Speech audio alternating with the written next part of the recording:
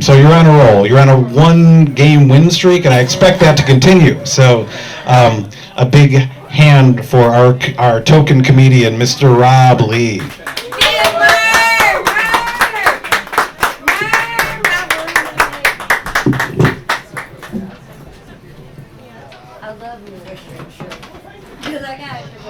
So we're going to start things off once again.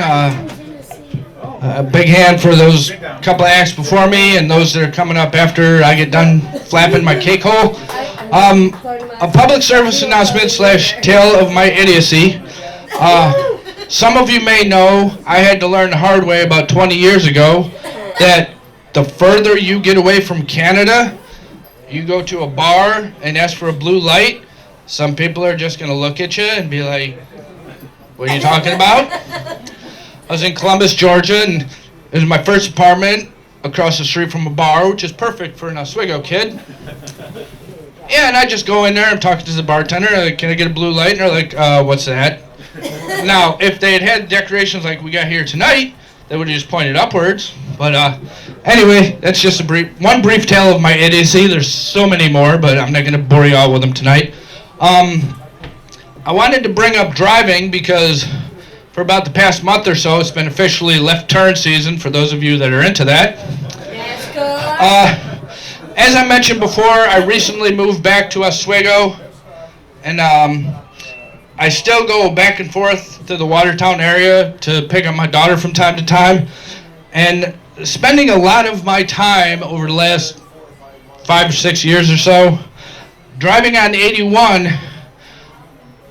I get stuck behind these people who pull out to the passing lane, which is called passing lane for a reason, but some people don't seem to understand that if you get out in passing lane and don't go any faster, you're not going to pass anybody.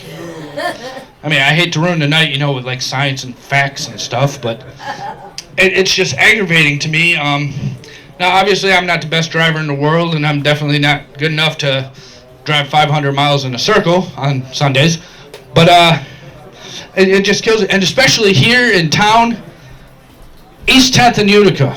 It's not that hard to figure out which one of you or the other person, got to the stop sign first. So if you get there before me, all the time you spend waving me on, you could have been halfway to where you're going. But that's that. At least being in Oswego, I am no longer stuck behind the simple task of going like here to Price Chopper. I'm not stuck behind farm equipment or Amish. So that's a plus of coming back to Oswego. Another thing is, some people should trade their cars in for Amish buggies, I've noticed. But that's that.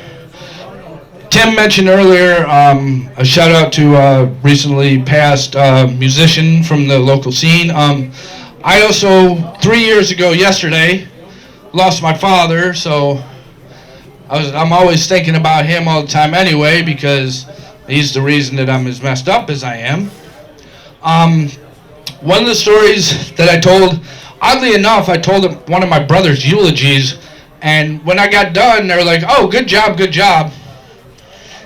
I thought was kind of weird, but turns out that was my first unofficial comedy gig. But the story I told at that eulogy, growing up here and, being the one of 4 boys that didn't play hockey, when all 3 of them went to a tournament at the same time, I had the house to myself. One such tournament, it was only Muggs, our youngest brother, that was playing. And, we were back in wrestling, the Hulkamania days, or the Never-Ending Story. If you saw that movie, never mind the big white dog, just put Hogan's face on that dog. So we're watching whatever pay-per-view was on that night, and got recorded, and Muggs missed it, obviously, because he was gone playing hockey. So he come back, and he wanted to watch it, and he's like, no, we moved on, we're watching something else. And so we got into a fight like brothers do, and we ended up in the kitchen doing that thing you've seen in cartoons like a million times, like run around a table, and you stop, you switch directions. Neither of us caught the other one, so either me or Muggs shoved the table. And being back in the 80s, we had a very cheap kitchen table. and it was just held up by two legs that looked like the Atari symbols. And so we're like, oh shit. So we stopped fighting, obviously, because we just broke the table. And we thought all was good. Our brother Jack, the leader of the family, comes in and we duct tape the legs back on the table. And we think it's all fine. Until the next morning, the old man comes down with his paper, has his coffee, and we're like, okay, all's good. He's sitting at the table. He sets his coffee on the table, picks up the newspaper, table hits floor. And needless to say, the old man was not happy with us, but that was just one of many things. And I was telling some of my friends, our dad, we grew up, back when, nobody locked their doors, your neighbors just walk in the house and go straight to the fridge. My dad had a certain spot in our house where he'd come around the corner and his chair was always right there. And no matter who walked in, he'd be like, hey, dickhead. Oftentimes it'd be our mom. She'd walk in and he'd be like, hey, dickhead. And that was just some of the brilliance of my father. I could go on and on. Some of you may have knew him.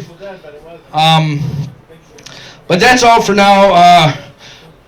One of the things I think about when I'm doing this variety shows here with all these musicians, when I was in high school, I had delusions of being a drummer, and the closest I ever got was some point in adult life, I started carrying around my own drum. But I have discovered if you hit it at a certain angle during, full moon and all that, it sounds like a cowbell, and we can all use more of that. So there you go. Thanks, everybody.